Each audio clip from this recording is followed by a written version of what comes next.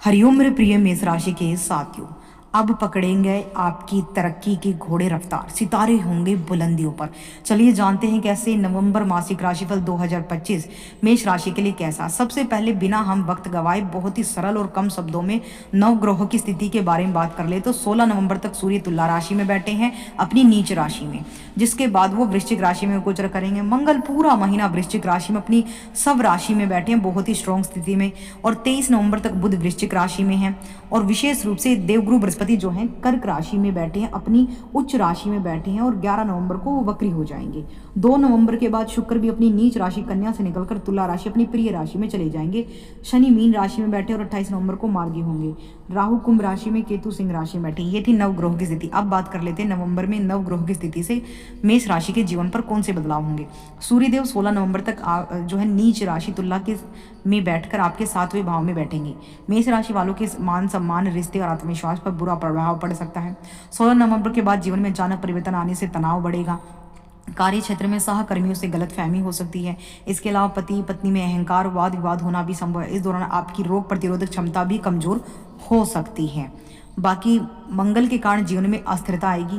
जहां एक तरफ ऊर्जा में कमी आएगी वहीं दूसरी तरफ क्रोध बढ़ेगा। इसके अलावा जल्दबाजी में चोट लगने, संक्रमण होने, ब्लड प्रेशर अनियमित होने की संभावना दिखाई दे रही है।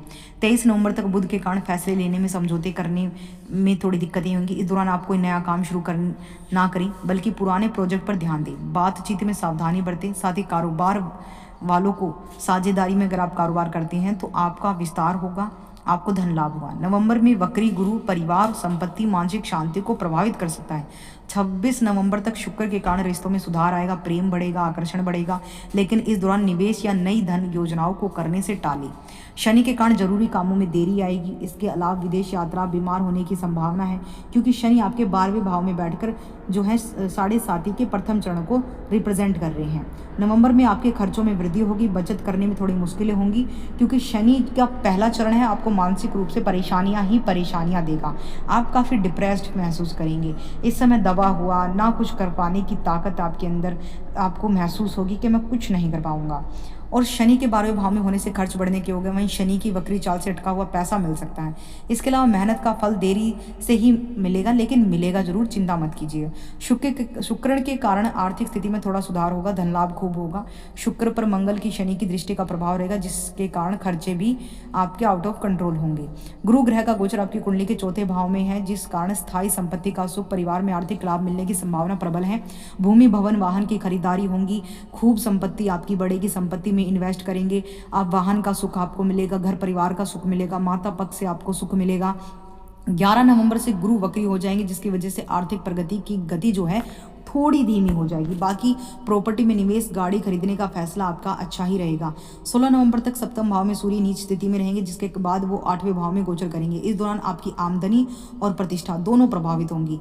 सूर्य आपके लिए नेगेटिव रहेंगे। इसके अलावा अचानक खर्च और टैक्स जैसी जुड़ी चिंताएं बढ़ सकती हैं।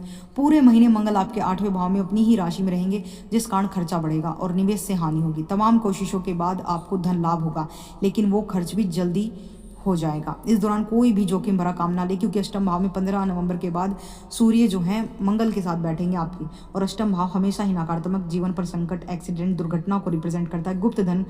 गुप्त साधनों से धन प्राप्त करता है, गुप्त विद्याएं प्राप्त कराता है, तंत्र मंत्र साधना की तरफ लेकर जाता है। तो यहाँ पर आपको गुप्त साधनों से धन तो खूब मिलेगा, लेकिन आपको अपनी स्वास्थ्य का, अपनी आयु का जो है सुरक्षा करनी होगी। 11वें भाव में राहु का नक्षत्र गोचर होने से पुराने कार्यों से धन लाभ होने की संभावना तीव्र गति से बढ़ेगी। वहीं 5वें भाव में केतु के कारण निवेश और गलत फैसलों के कारण धन हानि होगी। पंचम भाव हमारी संतान, शिक्षा, प्रेम का होता है, तो कहीं ना कहीं केतु वहां पर भ्रम फैलाएगा, लालच जैसी स्थितियां पैदा करेगा, लेकिन होगा कुछ भी नहीं। तो अब इन सभी चीज़ों से निपटने का मैं 2 उपाय आपके साथ शेयर करूंगी। उनमें से आप कोई भी आप अपनी लाइफ में आजमा सकते हैं। ये रामबाण उपाय हैं। या तो आप डेली 21 बार हनुमान चालीसा का पाठ करें। ये संभव नहीं है तो नियमित रूप से दुर्गा सप्तशती के सिद्ध कुंजिका स्तोत्र का नाम, गोत्र, संकल्प बोलकर पाठ करना शुरू कर दीजिए। रेगुलर बेसिस पे करना शुरू कर दीजिए। या फिर दुर्गा चालीसा, दुर्गा मुद्रा लगाकर ओम धूम दुर्गाय नमः मंत्र की चैंटिंग करना।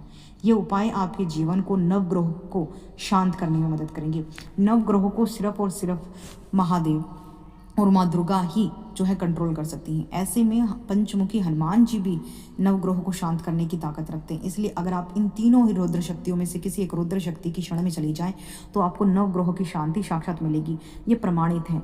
हम साधना द्वारा प्रारब्ध को बदल सकते हैं, हम साधना द्वारा विजय पा सकते हैं, हम साधना के द्वारा हर नामुमकिन काम को मुमकिन कर सकते हैं। बस आपकी साधना सच्ची होनी चाहिए।